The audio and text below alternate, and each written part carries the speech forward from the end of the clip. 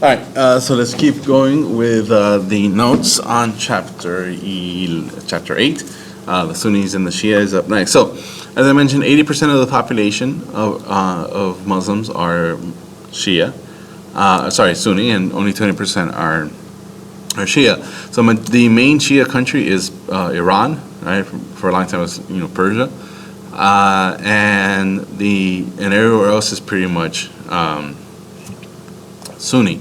But the only place that kind of like is almost 50-50 is Iraq. So half of the population is Shia, half of it is Sunni, which explains a lot of the conflicts that kind of are going on there and have been going on there for a very long time. So the Shia again supported Ali, the Sunnis supported Abu Bakr, and these conflicts, continue to this day. So like I said, eventually a group of merchants will establish kind of take control of the Caliphate, or the title of Caliph, and establish a dynasty. So it goes, the title of Caliph goes from being chosen by the inner circle, the elite, the upper class of Muslim society, to something that becomes more of an emperor, right, being passed down through a family as a hereditary title. And that's under the Umayyads, or the Umayyads. So the Umayyad Caliphate, Caliphate is a fancy term for an empire. Right, so this is the Islamic empire led by the Caliph, right? So the Umayyad Caliphate becomes the largest empire in the world at that time, right? Largest ever, right? Even much larger than the Roman Empire, the Byzantine Empire. So during this time, this is the largest empire of its time, right? So it goes all the way from Spain and West Africa, right, all the way to the Indus Valley, Persia, Egypt, parts of Turkey. Right, all these regions become part of the Islamic Empire. So, largest empire of its time. They took the title for themselves and created a hereditary dynasty. The Umayyads, they are credited for spreading Islam by the sword, meaning that they went around and conquered and killed a whole bunch of people, and the people that were left behind, for the most part, they chose to convert to Islam. But in doing so, they spread the use of the Arabic language, which is the official language of the Umayyad dynasty. It's also the official language of Islam. So unlike other religions where people pray and read in their own language, in Islam, everyone's supposed to read and pray in Arabic, right? Because they believe that that's the language of God. We also see the cultivation, or the spread of the cultivation of cotton. Cotton originated in India, but we see that it slowly starts spreading across the Mediterranean, as does sugar, the use of sugar, and citrus, like oranges and lemons and stuff like that. A large part of the territory that they took to expand was at the cost of the Byzantines. And we talked about how the Byzantines was always a shrinking empire, right, for the most part. And they, again, to emphasize that they did not forcibly convert anyone. However, a lot of people did choose to convert. And part of the reason why they didn't want to convert people was because they would lose money. Because one of the laws that they came up with was that if you were not a Muslim, they had to pay a special tax called the jizya tax, or the jizya tax. And the idea is that you're allowed to practice your faith, but you got to pay the special tax.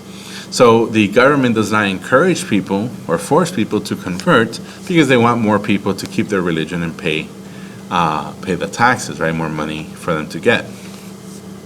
Now, the Umayyads, they run the empire for about 100 years, but the problem was that the Umayyads were primarily, they were Arabs, of course, and therefore all the upper class positions, all the government officials, they were all Arabs. And this kind of, they would kind of like, not persecute, but they would discriminate against other Muslims who are not Arabs, right? So this is an important distinction that I want you to understand. Not all Arabs are Muslims, and not all Muslims are Arabs, right? These two words are not synonyms of one another. So the Arab Muslims were given favorable status within the empire, right? The best opportunities in political and the economy, while other Muslims, like Persians Muslims or Egyptians or North Africans, they converted to Islam, but they were not given equal access, right? They weren't considered equal citizens because they were not Arabs, right? Because they spoke other languages, they looked different, they had different customs.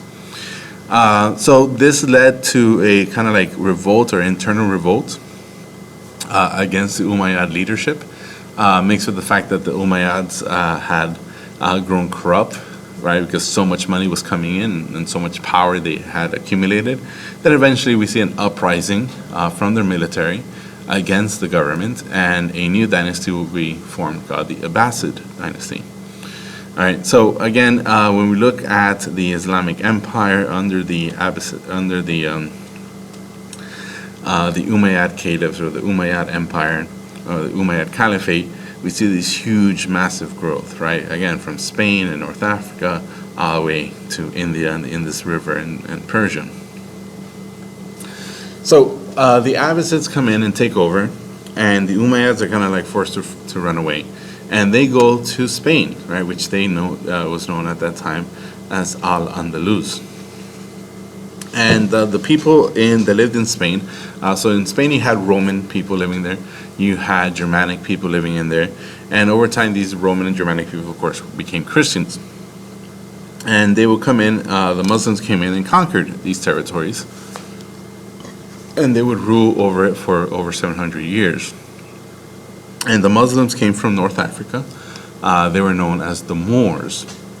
And the Moors, as part of the Umayyad dynasty, they tried to expand further into Europe, into Western Europe, but they were defeated at this famous battle called the Battle of Tours, where a king of France, or a Frankish king named Charles the Hammer Martel, he defeated the Islamic forces and kind of pushed back the invasion, or stopped the invasion.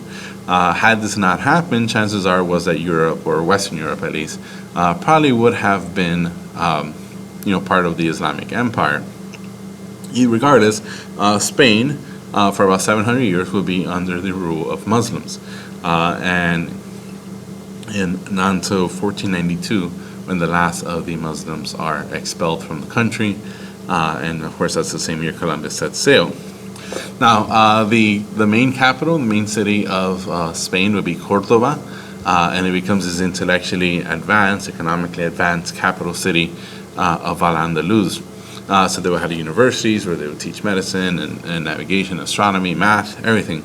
They had the largest library in the world at the time, and they would trade, long distance trade. So even though Spain is at the far end, the western end of the Mediterranean, all the way over here, they will have goods from India, goods from China, right? Stuff that will go from the Indian Ocean or from the Silk Roads and make their way across the Mediterranean all the way to Spain. So it tells us that these people were wealthy and these people had an organized economy, and that they were, linked to this kind of like larger world of Islam.